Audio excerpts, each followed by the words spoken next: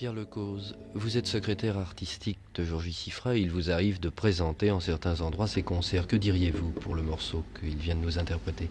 Georgi Siffra vient d'interpréter l'introduction de la grande sonate opus 11 de Robert Schumann.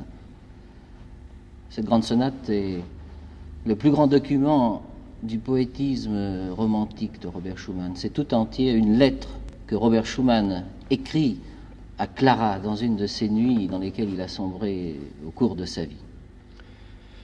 Georgi Siffra, en vous croisant dans la rue, je n'aurais pas supposé au premier abord que vous étiez le grand pianiste que vous êtes, parce qu'on ne les voit pas ordinairement, ces grands pianistes bâtis en sportifs. Merci bien, monsieur.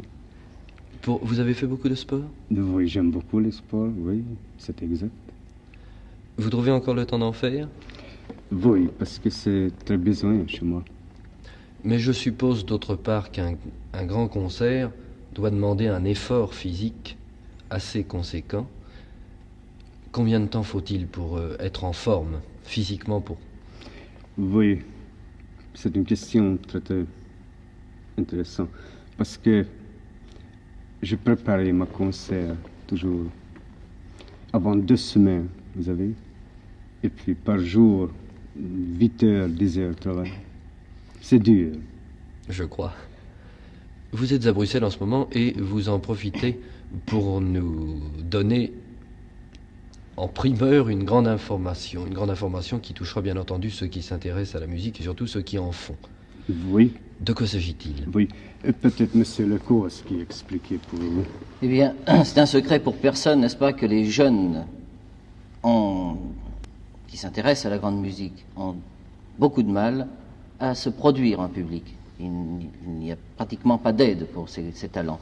Et nous avons décidé, Georgi Siffra a décidé de créer une association qui existe maintenant. Et qui aidera alors ces jeunes? Et qui aidera ces jeunes. D'une façon pratique, je suppose. D'une façon pratique. Comment? Tout le monde pourra adhérer à cette association et nous donnerons donc la chance à ces jeunes de se produire en public, de talent, et également de faire jouer les œuvres de jeunes compositeurs de talent. C'est aussi un secret pour personne que les jeunes compositeurs ont beaucoup de mal à se faire jouer. Et ça ne se fait pas jusqu'à maintenant, autant que je sache. C'est la première fois que ça se fait, n'est-ce pas? Autrement dit, vous avez...